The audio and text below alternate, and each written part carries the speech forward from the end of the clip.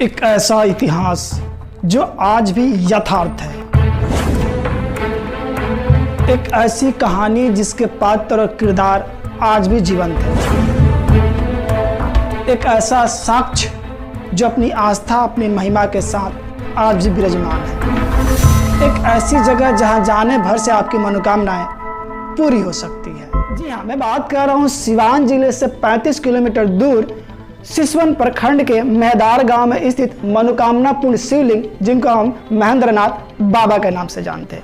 मैं बात कर रहा हूं उनकी महिमा की, मैं बात कर रहा हूं उस आस्था की जिसके कारण आज भी हजारों की संख्या में श्रद्धालु जाते रहते हैं और अपनी मनोकामना मांगते रहते हैं। चलो, मेरा नाम तनुज और आप देख रहे हैं द स्क्रीन मीडिया।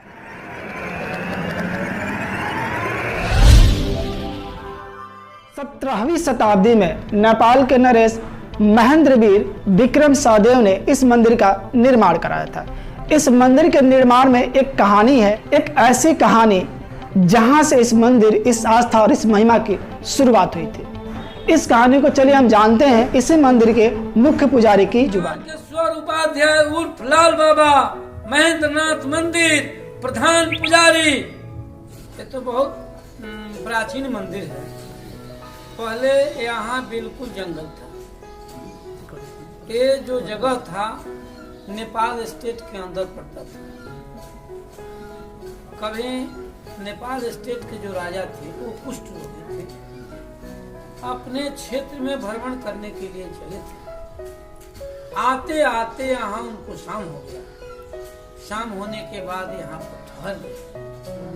ठहरने के बाद आजकल के जमाने में जो हम लोग यात्री ठहराव करते हैं, उस समय में सराय लोग कहते थे, जहाँ लोग ठहरते थे उसमें आकर वो ठहर गए। ठहरने के बाद आजकल जो ये नल कुआं जो दिखाई देता है, तालाब दिखाई देता है, उस समय ये सब नहीं था, प्राचीन काल में। उसके बाद उनको शौच लगी। शौच लगने के बाद अपने नौकर से कहे, उस समय नौकर को लोग खनसामा करते थे, और कहे आकी कहीं से जल ढूंढ के लाओ। पहले के जमाने में ये आधुनिक की जो आज सवारी हम देख रहे हैं वो भी नहीं था। हाथी घोड़ा से लोग चलते थे, पैदल चलते थे। तो आदेशानुसार उनका जो खनसामा था, नौकर था, जल लेने के लिए लोटा लेकर ढूंढने लगा। ढूंढते ढूंढते जब आया जहाँ भगवान की उत्पत्ति हुई है, उसी जगह थोड़े दूर में जल था। उस जंगल में, उस जल में ये जंगली जो सुअर है वो भी लोट पोट के गंदा कर रही थी। कहीं जल नहीं दिखाई दिया तो उसी में से बेचारा लेकर गया। राजा साहब शौच के लिए गए। शौच होने के बाद कुष्ठ रोगी थे ही। जितना दूर जल पड़ा सुंदर सुवर्ण हो गया। सुंदर सुवर्ण होने के बाद राजा थे ही अपने मन में सोचे कि भाई इस जल में तो कोई दैवीय शक्ति जरूर है, जिससे कि मेरा ये स्वरूप ठीक हो गया। आए अपने नौकर से, खनसामा से पूछे, कहे कि तू कल जल कहाँ से लाया है? सब सुनकर जो नौकर था वो डर गया। राजा बोले कि डरो मत, जहाँ से तुम जल लाया है उसी जगह मुझे ले चलो, कि ना। आगे आगे चलाओ, पीछे पीछे राजा चले। आते आते जहाँ से जल लेकर गया था, कहा कि श्रीमान जल तो कहीं था नहीं, यही जल था, इसी में से लेके गए। जल देखते ही राजा उसमें लोटपोट गए।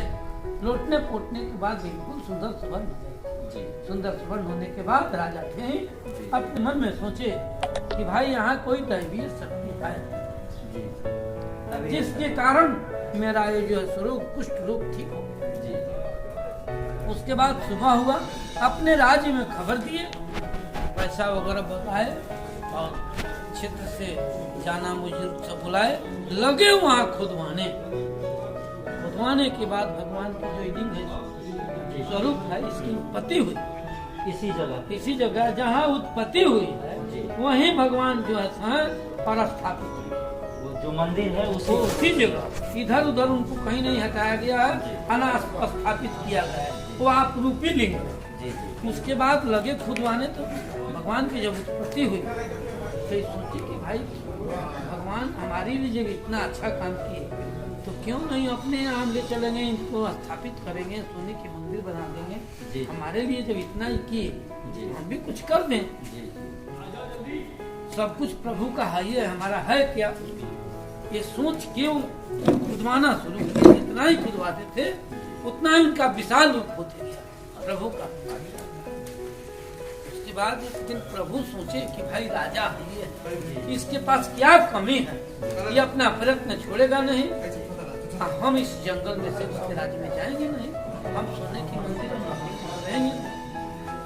मेरी जो इच्छा है वो इससे कहें, मैं तो ये मानेगा आदमी। एक दिन स्वप्न के रूप में जो है सो भगवान कहे कि ए राजा, तू यह प्रयत्न छोड़ दो, तुम्हारे नगरी में न जाएंगे न तुम्हारे सोने के मंदिर में रहेंगे, हम बिल्कुल इस जंगल में ही रहेंगे। मुझे यही आस्था, उसी महिमा का गुणगान वहाँ के पुजारी रोज अपने आरतियों में करते हैं। चलिए एक बार उस आरती को हम सुनते हैं, उन्हीं के वहाँ के मुख्य पुजारी की जुबानी।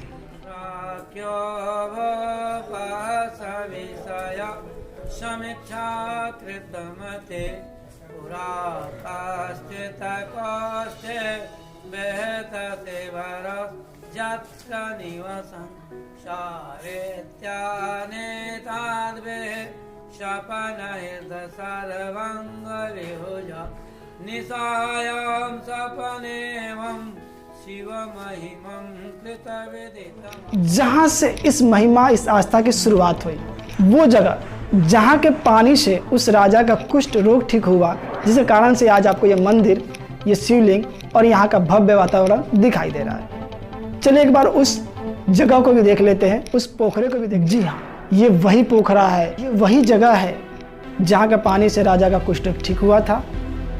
आज ये 551 एकड़ के दूरी में फैला हुआ है, जहाँ पे रोज लाखों हजारों की संख्या में श्रद्धालु आते हैं और इस पोखरे की परिक्रमा करते हैं और मन्नतें मांगते हैं। क्या है यहाँ की जो भी चीजें वो सिर्फ कहानी है या सच से इसका कोई वास्ता है?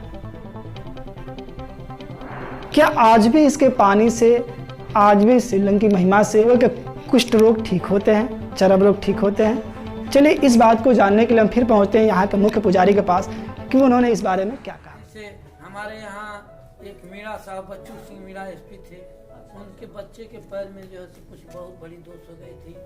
पूरे हॉस्पिटल में भ्रमण कर लिए, ठीक नहीं हुआ।